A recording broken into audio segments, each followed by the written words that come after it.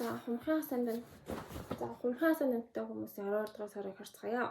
За хумхын асценденттэй гэр шиг цанчир гариг нь одоогоор 2 дугаар хавас болох таны мөнгөний хавас дээр ирсэн байгаа. Тэгэхээр 23 оноос хойш ерөнхийдөө энэ 1-2-3 жилийн хугацаанд мөнгө санхүүгийн тал дээр илүү ихээр анхаарж байгаа, хоол хийхтэр анхаарж байгаа, хоол хүнс материаллык үйл хэргүүдэд илүү ихээр төвлөрч суралцж буй тийм цаг хугацаа өрнөж байна. Энэ цаг хугацаа нь одоо дараа жилийн 2 сарын Валентины үеэр санчир гариг таны мөнгөний хаваснаас явна. Тэгэхээр тэр үеэс хойш нэг мөнгө санхүүгийн асуудал нь илүү багасах болов. Эсвэл энэ өнгөрсөн 3 жилийн хугацаанд суралцсан материаллык сэдвүүдийн хичээл үеийнхүү дуусах цаг бол дараа жилийн Валентины үе юм шүү гэж ойлгоорой.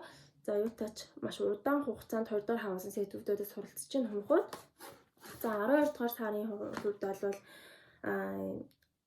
Aquarius ascendant-ийн сарын эхний 10 хоног бол будын нөлөөтэй байна. Тэгэхээр будын нөлөө нь ямар вэ гэхээр нүүц суух ч юм уу харилцаа холбооны үйл хэрэг хийх гэх мэтлэнгээр хөдөлгөөнтэй урамсгалтай байх боломжтой.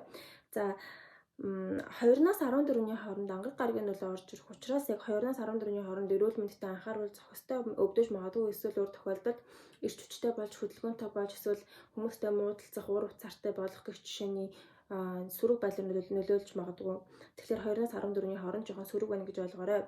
За 18-наас 24-ний хооронд болохоор сугрын нөлөө орж ирнэ. Сугрын нөлөө орж ирнэ гэдэг нь юу гэсэн үг вэ гэхээр яг амттай хоол идэх, бэлэг сэлтэй авах эсвэл бусадтай нийгэмшиж нээлттэй уриалгах байх ч юм уу эсвэл бусдад таалагдах боломжтой. Энэ үед гадаад төрхөө гоёх эсвэл материалын зүйлсээр өөрийгөө байрлуулах ч юм уу те гадаад төрхөө өөрчлөхөд тохиромжтой хумс сэлгэх, хувцс хунаар авах, нүрээ буудах гэх жишээний үсээ хэрэг янзлах гэж байгаа бол энэ үеэр сугрын нөлөө орж ирж байгаа үеэр хийгээрэй гэж зөвлөж чинь 18-наас 24-ний хооронд эрэг таатай 2-наас 14-ний хооронд болгоомжлох юм байна шүү. За хайр дурлалын хувьд харцгаая. Хайр дурлалын хувьд 13-наас 21-ний хооронд бол санчрын нөлөө орж ирж байна. Энэ үед хостойгоо муудалцах, гэрээ хилцээр нь холдон салах, жоохон саад бэрхшээлтэй учрах үе байж болно. Тэгэхээр энэ ажил болгоомжлох үе бол 13-наас 21-ний үе байх болно. Хайр дурлал болон гэрээ хилцээрийн хувьд. Гэхдээ энэ бүх төрлийн нэг харилцааны сэдвүүдэд санчрын нөлөө орж ирэх боломжтой. Заавал хайр дурлалтгүйгээр. За 19-наас 21-ний хооронд мөн ижил цаг хугацаанд 70 ван гаригийн нөлөө орж ирнэ. Тэгэхээр 70 ван гаригийн нөлөө орж ирнэ гэдэг нь хүнтэй муудалцах, үйл ойлголцох, эсвэл энэ үед шинэ хүнтэй танилцах юм бол тухайн хүн шууд итгэж болохгүй, манандсан, ойлгомжгүй тийм нөхцөл байдал үүрдэг учраас жоохон таагүй сарын яг энэ 13-аас 21-ний хооронд бол таагүй үе байна. Хайр дурлал болон бүх төрлийн гэрээ хэлэлцээрийн хувьд. За ажил мэргэжлийн сэдвийн хүрээнд харцгаая. За 11 сарын 23-ны аспект бархуу сайд гаригийн нөлөө, тэгсэн санчир гаригийн нөлөө. За эхний 10 хоног бол санчир гариг, бархуу сайд гаригийн нөлөө хамтдаа орж ирж байна. Тэгэхээр энэ нь сайнтай, муутай, хичээх хэрэгтэй, шаардлагатай үе байх болно. Ажил мэргэжлийн хувьд та ачаалалт үрж их юм хийснээр түүнийгээ дагаад та илүү азтай байж ололт амжилттай байх боломжтой гэж харуулах ёстой. Ерөнхийдөө бол 12 дугаар сард ажил мэргэжлийн карьерийн сэдвэн жоохон үйл явдал олон өрнөх бололтой учир нь маш олон янз бүрийн гаригийн нөлөөнүүд зэрэг ижил цаг хугацаанд орж ирж байна. За 3-наас 14-ний хооронд санчир гариг бас нөлөөлж байна. Тэгэхээр ерөнхийдөө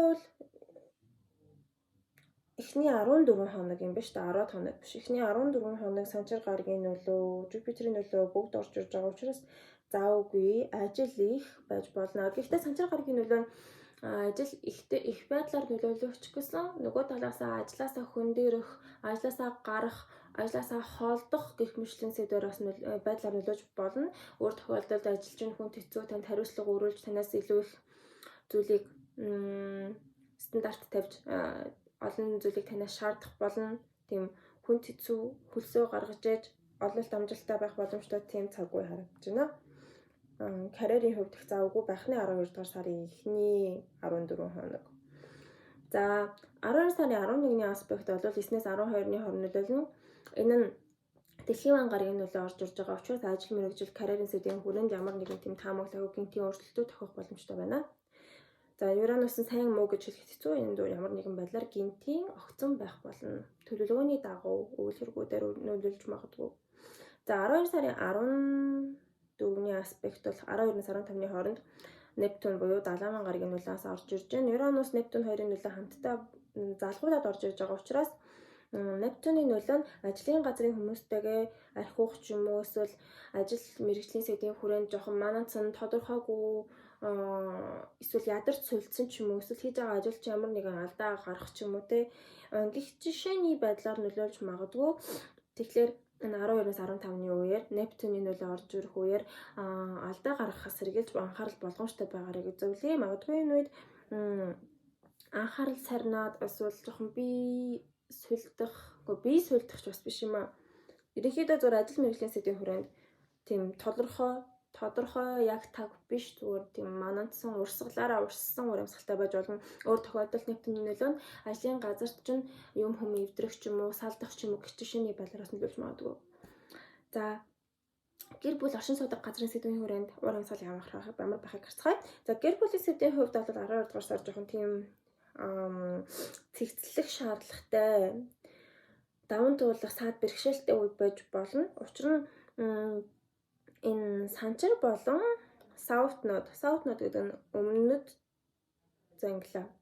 зангилаа South Node-ийн өмнөд зангилаа санчир хоёрын нөлөө хамтдаа орж ирэх учраас за 8-наас 24-ний хооронд ер нь яг сарын дунд дийлэх хугацаанд гэр бүл оршин суудаг газрын сэдвийн хүрээнд ямар нэгэн зүйлийг цэгцлэн дуусгаж төгсгөх шаардлага гарч магадгүй. Тэгэхээр энэ үед магадгүй гэр бүлийн гишүүн гэрээсээ явах ч юм уу, эсвэл гэр бүлийн гишүүдтэйгээ харилцаа холбох ч юм уу. Эсвэл эсвэргээрээ гэр бүлийн гишүүнд чинь хүнд хэцүү асуудал тулгараад биеийн өвдөж ч юм уу те тэднийг асран халамжлах шаардлага гарах ч юм уу. Гэх жишээний бас байж болох юм. Ерөнхийдөө болвол өөр тохиолдолд заавал тийм муухагаар бодохгүйгээр гэрээ цэгцэлж, янзалж хуучин зүйлсээ хайж ч юм уу эсвэл хуучин зүйл нь эвдрээд насаа дуусаад гаргаж хаяад ингээд шинэ зүйл авах ингээд орон зай бүрдүүлж гэрээ цэгцэлжин гэдэг утгаар харж бас болно. Өөр тохиолдолд гэрээсээ нүүц суух гэх жишээний байж болох юм аа. Ерөнхийдөө тийм эрэг таатаа гэхээс илүү жоохон даван туулах сорилтууд цэгцэлж дуусгах урамсгалтай харагдаж байна. За 12 сарын 24-нд Нептуны нөлөө бас орж ирж байна. Тэгэхээр Далайн гарагийн нөлөө нь гэрт ус алдах, гэрт тодорхойгүй байдал үүсэх, эсвэл өөр тохиолдолд гэртээ мансуурам харигтан согтуурхах ч юм уу, кофе уух, эсвэл амттан их эзэх гэх мэтлэнгээр сахилах бат суларсан урамсгалаар нөлөөлж магадгүй юм. За мөнгө санхүүгийн урамсгалыг харцгаая. За мөнгө санхүүгийн хувьд бол эхний 10-аад хоног бол будын нөлөө орж ирнэ. Энэ үед бол мөнгөний урсгал эрчимжин. Энэ үед мөнгөнд хадгалагдана гэхээсээ илүү мөнгө нь нааш цаашаа орлоготой, гаралгатай, зарлагтай, орлоготой ингээд ээлжилсэн үе байх болно. Өөр тохиолдолд энэ үед мөнгөтэй холбоотой ямар нэгэн чухал уулзалт, гэрээ хэлцээр хийх үе бас байж болно. Гэхдээ энэ орлоготой үе гэхээсээ илүү ерөнхийдөө мөнгө олохын тулд нэлээд хичээж хүмүүстэй харилцах шаардлага гарах ч юм уу тийм үе байх бололтой. Тэгээ ерөнхийдөө бол хумхуудын 2 дугаар хаваас мөнгөний хаваас дээр санчир гарыг ирсэн тийм орлогыг жоохон удаашруулж байгаа.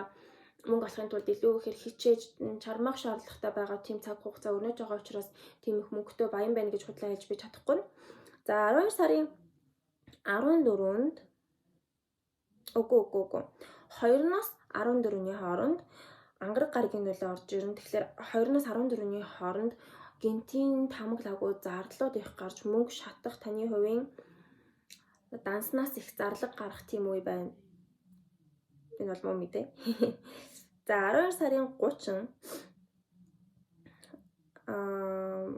мөнгөд будын нөлөө орж ирж байна. Тэгэхээр жилийн сүүл шинэ жилийн үеэр бол бас л мөнгөн зарлагтай гарлагтай хөдөлгөөнд орсон үе байх бололтой. 12 сарын 27-наас 1 сарын 2-ны хооронд мөнгө санхүү нь хөдөлгөөнтэй байна.